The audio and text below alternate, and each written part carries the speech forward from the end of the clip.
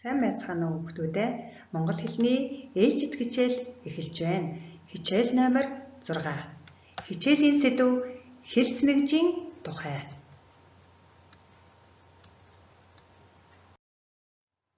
Хичээлийн зорилго. Хэлц нэгж гэж юу вэ? Хэлц нэгжийн ангилал. Хэлц өгүүлбэрийн онцлог, хэлцийн ойролцоо утга, хэлцийн эсрэг утга. Хэлц нь тухайн ард түмний ахуйн заншил, соёл сэтгэхүйн онцлогийг уламжлан хадгалдаг. Тухайлбал монгол хэлний доктортой хэлц нь нүүдэлч ард түмний тэр дундаас мал аж ахуйн сэдэв бүхий зүйлс олон байдаг. Жишээ нь их тогооны хусам 3 жил хусуулдаг, могой 3 тасравч гөрвлийн чинээ, их өтөг 3 жил шатдаг гэсэн өгүүлбэртэй санаа нэг бөгөөд эдгээр нь чанартай юм, эдлгээтэй байдаг, ихээс их багаас баг гэсэн санаатай юм а. Өтөг гэдэг үгийг одоо багш нь тайлбарлая. Малын багаас аргалын хэмхтгийг өтөг гэдэг байна.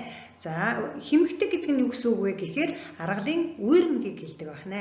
За мөн хоёрдугаар утга нь малын өвөлжих бууцыг бас өтөг гэж нэрлэдэг юм байна. Хэлц өгүүлбэрийг дүрслэлийн ур маягаар нь адилтгсан буюу өвөрмөц хэлц, эс адилтгсан буюу хэвшмэл хэлц гэж хувааж үзнэ. Хэлцийг дотор нь хэвшмэл хэлц, өвөрмөц хэлц гэж ангилнаа. Хэвшмэл хэлц бэлэг дэмбэрлийн үг, онч мэргэн үгс багтана. Мөн нэр үг нэмдэг нь үйл үг, тэмдэг нэр нэмдэг нь үйл үг, төлөөний үг нэмдэг нь үйл үг гэсэн бүтэцтэй байна. Өвөрмөц хэлц оньсог, таавар, ёгт үг, зүйр үг, далд утга санаа бүхий дүрслэг өгүүлбэр багтана.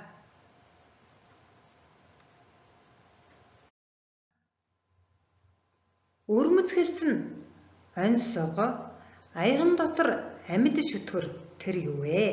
Тоонгүй гэрд толгойгүй хөвгөд тэр юу вэ? Энэ оньсхийг дэвтэртээ бичээд хариуг нь таагаарай. За зүрд зүг, дуутай тэнгэр, хургүй, цуутай хүүхэн, хурингүй, залхуугаас заяа зайлах, залтнаас шудраг холдох.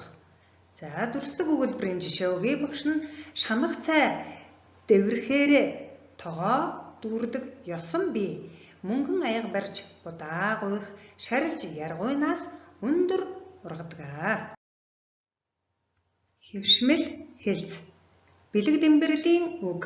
Урд насалж удаан жарга, 100 насалж 6 дай таяг тул аавдаа ашлалтай, ээждээ инрэлтэй хүн болоорой. Онч мэргэн үг. Өрөөлийг сургахаас өөрийгөө сургах хэцүү. Гинэн өсөх сайхан, тэнэг өсөх муухай. Эрүүл мэнд аз жаргалын их мөн. Шудраг хөдөлмөрийн олдсон багч амт нь сайхан. Хэлцийн ойролцоо утга. Даврах. За энэ үгийн ойролцоо утгыг багш нь хэлье. Хүзүүн дээр гарах, улаан цагаандаа гарах, тэжээсэн бяруу, тэрэг эвдэх, гар бариад бугуй барих, ширээг нь эзлэх. За мөн удаан гэдэг үгийн ойролцоо утгыг хэлж өгье. Бээрсэн, аалц шиг, өгсөө, зөөсөн, ургаа, хад шиг, уяатай, нохой шиг, үхэр, тэрэг шиг, яст, мэлхий шиг. За хөнгөмсөг гэдэг үгийн ойролцоо утга нь дэнгийн эрвээхий шиг, салхин, дэвүүр шиг. Эвтэй гэдэг үгийн ойролцоо утга нь эвийн цавуугаар наасан юм шиг, үхрийн өөр шиг. За мөн эсрэг утгатай хэлцүүдийг хэлж өгье. Өлсгөд өлөн бугын эвэр зөөлөн, цадхад цагаан хурганы сүүл хатуу. За энэ өгүүлбэр дээр зөөлөн, хатуу гэсэн хоёр үг эсрэгцэж орсон байна. Цовж авсан барсаас цуглаж суусан шаазгай дээр. За энэ өгүүлбэр дотор явсан, суусан гэдэг хоёр үг бол эсрэгцэл харагдаж байна. Хоосон хонох. Энэ үгийн эсрэгцэл нь амаараа гартал идэх.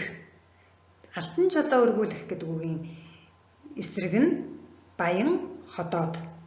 За мөн царай орох гэдэг үгийн эсрэг утгатай үг нь царай дарах, царай алдах, нүднээс гарах. Хойш суух гэдэг үгийн эсрэг нь ханьцуй, шамлах. За ингээд бүгдээрээ дасгал даалгавартаа оръё. Өвөрмөц хэлцийг дэвтэртээ хуулан бичээд үргэлжлүүлэн 15 хэлц олж бичээд хэлц үгийн игнээ үсгээрэй. За ингээд багш нь ам, нүд, нүүр, чих гэсэн 4 үгийг сонгож орууллаа.